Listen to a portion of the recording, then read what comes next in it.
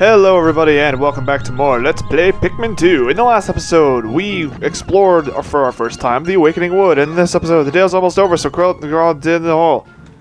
This is the hole. So we jump on inside, and I just knocked my microphone into my mouth and my lips. You probably heard that.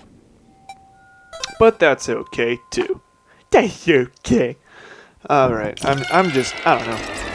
I understand why a whole lot of people aren't subscribed to me. It's because I'm kind of boring. But I do enjoy this. I really do. I love making Let's Plays. So, the Hole of Beasts. It's a lot more intimidating. It's less intimidating than it sounds. So, yeah. Hey. No. Something that I like to do. My Z button is sticking. Hear that? Anyway.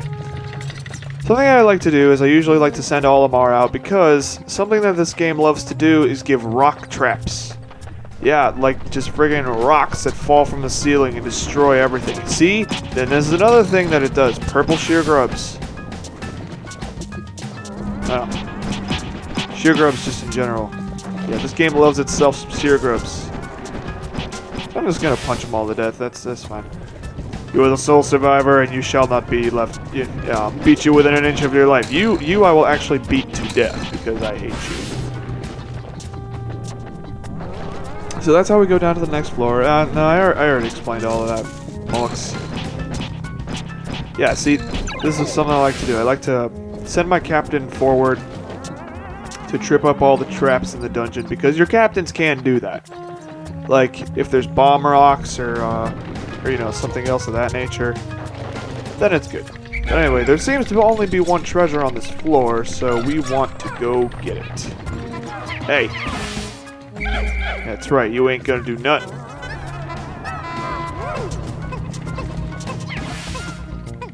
Wow. Good job, guys. You mercilessly beat a female sheer grub to death. Then again, I did that a few times, and look at me, I'm happy as a clam. Well... okay, happy as a clam before they get ripped out of their shells and eaten and cooked and dipped in sauces and whatnot. Stone of Glory. Even though this is not stone, it is most likely plastic. Also, that looks really pointy for a D-pad. Okay, I just heard the little sound, so that means we're good. And I believe at the end of this dungeon it's probably not at the end of this dungeon, but it's probably... it's one of the earlier dungeons in the game where you actually get the, actually, wait, this is the Hole of Beasts. Actually, I think it is at the end of this dungeon. You get an item that gives you a little, meter at the bottom right corner of the screen where treasure is, so you can, like, tell how close you are to it. No, I told you to wait here. Steven? Bob? Larry? Alright. Yeah, these eggs can be booby-trapped too, so you always want to check these real nice and careful like. Hey, come on, guys. There is drinkables. There is nectars.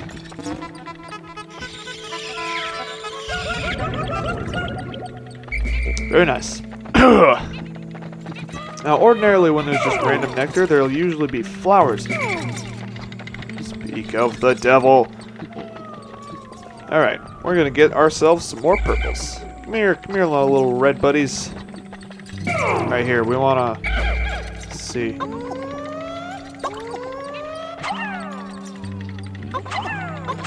We wanna use the red leaves for this. We don't wanna have to sacrifice our flowers. So we're going to do just that. We're gonna take all you reds. Okay, there's 9 of you. So it looks like we're gonna have to sacrifice 1 flower, but that's okay.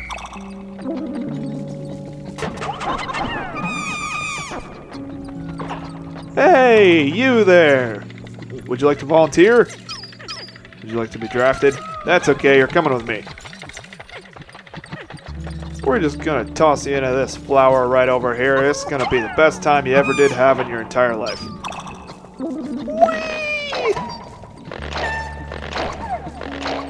So yeah, this is obviously one of the earlier dungeons in the game, so it's gonna be really easy. But trust me, once we get to the meat and bones of this game, you're gonna love it. It's gonna be really exciting. Because this is a game, okay, obviously you don't jump, you don't really fight directly, you don't do a whole lot of traditional video gamey type things in this game, but it is very exciting because it's not even a strategy game, it's a real-time strategy game. So, like, bad stuff happens and you have to fix it immediately or else bad things will continue to happen, so.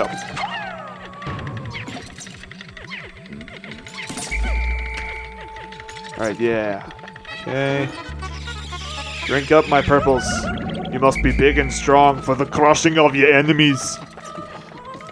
To crush the enemies, to see them driven before you, and the lamentation of the women. Even though I don't believe in that personally. Women are to be treated with respect. As is everyone, really. And there should be treasure here. Is there no treasures? There is no treasures. I don't believe so. This is probably our earliest example of a Nirvana floor. You can tell Nirvana floors by the grass and the flowers and whatnot, but these are floors that don't have enemies and don't have treasure either. They're floors that are filled with all sorts of useful stuff like nectar and candy pop buds and, you know, all sorts of stuff like that. But I guess there's nothing else here. Okay. There's still one purple that didn't get flowerized, and actually I think he's the only leaf that we have left, but that's okay. We'll delve deeper, of course. Onwards to adventure! And treasure. I wonder if the Pikmin are completely oblivious to the fact that Olimar and Louie are just using them as meat shields for treasure, or if they're totally okay with it because this is also how they propagate the species. Alright, looks like we're gonna take the reds, or at least some of them. Here, guys. 13, okay. We're just gonna have them just... Because this is a cool thing you can do in this game versus the first game. You can disable fire geysers. It's actually really useful. Yeah, man. Okay. And, yeah, you know, this game is full of little stuff like this. Like, you have to... Like, there's areas of exploration where you just have to, you know, take care of each small hazard one at a time. But these are usually few and far between. You're usually dealing with something that wants to eat your Pikmin or to kill you or do something generally unfavorable and unpleasant. Also, I know that there's an enemy on this floor somewhere. I know that there's enemies. There has to be. Alright, that ought to do sufficiently. Alright, here. Guys, you carry this back. Oh, well. I took 13 with me, and that was just about enough. Very nice. Purples, come with me. You have a special job. And okay, a couple of reds you guys can help too. That's fine.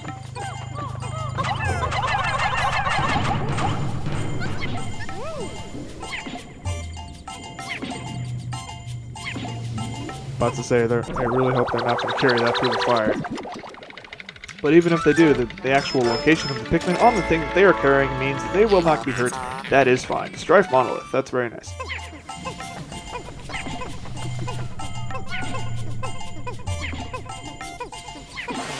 Okay. Good job.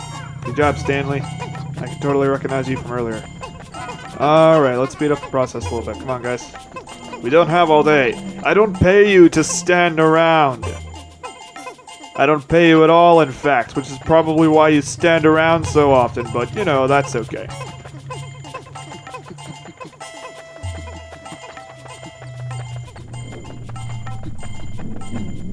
Alright, so now we wait.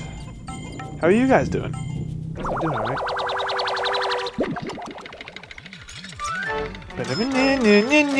Yep, Nintendo games used to come on floppy disks, or rather, whatever this is. I believe this is a really old-school Nintendo disc-based game system, like before, or maybe during the era of the NES. I have no idea. I forget what exactly this is. It is part of Nintendo history, but yeah, it's cool. Alright, let's go.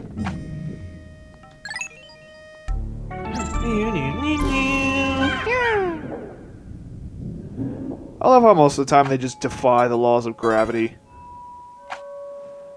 like, instead of jumping into the hole, they just sort of rise up a little bit and float and then fall down.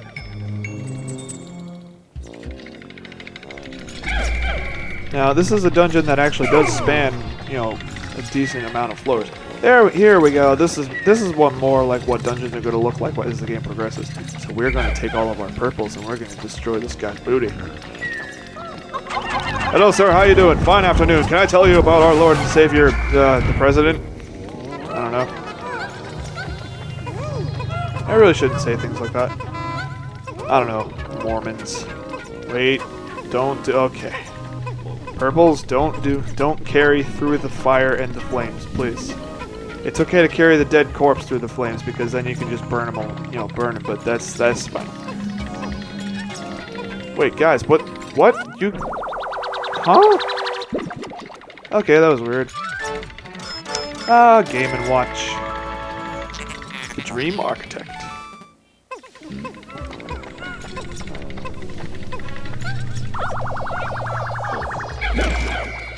And yeah, beasts aren't worth much, blah blah blah, whatever.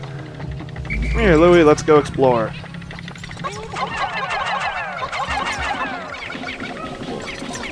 Alright. I believe this is just nectar, but if...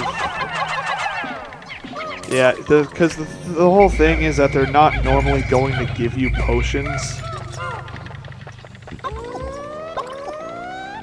Ooh! Alright, there you go, little purple leaf. Have some nectar. Come on. Come on. Walk back. No. I didn't tell you to do that. Yeah. Go get you some nectar. Get you some nectar. Ah, jeez. I'm permitting you to be selfish this once, and you don't want it? That's fine. Alright, so anyway. Okay, this, I believe, is going to be guarded by a sleeping dude. Or not. This is not what I'm thinking of, but alright.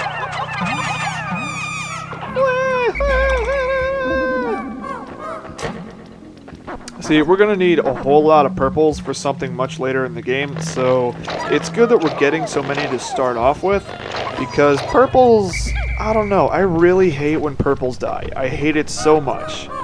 At least in Pikmin 3, when your rocks die or some other type of... That's the thing, in Pikmin 3, all type of... What am I trying to say? In Pikmin 3, all your different types of Pikmin are harvestable. You can, you know, get more of them in the same mannerism. But in Pikmin 2, they had to be a bunch of douches and make it so that you can only get certain types of Pikmin in caves and friggin' bleh. And the thing is, you're always putting your purples in harm's way because they're the best fighters. They're the ones that are most efficient. Without purples, this game would be really hard. Like, imagine if you had to use reds to fight everything. Creeping chrysanthemums, friggin' bulborbs, everything would be awful. Here's a playing card. This is also part of Nintendo's history because they've been around since the 1800s. They used to make card games. And that would actually be pretty... I mean, I assume it would just be a regular deck of cards, but I mean, you know, I'd be down with some Nintendo playing cards. That'd be cool. I believe that is the last treasure in said dungeon. Oh, God. Okay, that was all about, okay. Yay, Nintendo playing card luck wafer. That's very nice. Yeah. All of that business right there. Those guys... These guys will usually come out of the, These guys come out of eggs sometimes. And they will scatter your Pikmin, like, because apparently Pikmin are terrified of these things. Excuse me. Didn't I already see this cutscene before? How could you possibly consider this beast a treasure? Is old age catching up to you, Olimar? Or were you always this slow? But I already gave you a bulborb. Shouldn't you have said this before?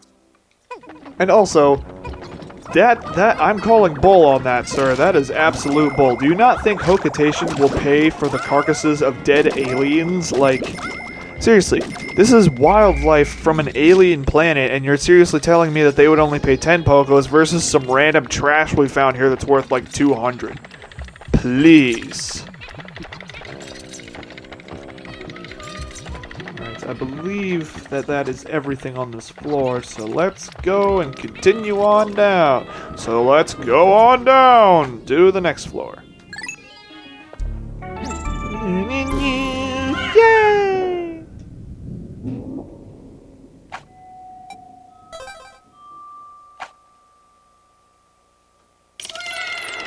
Wow! Ah, the final floor. Oh, what is that?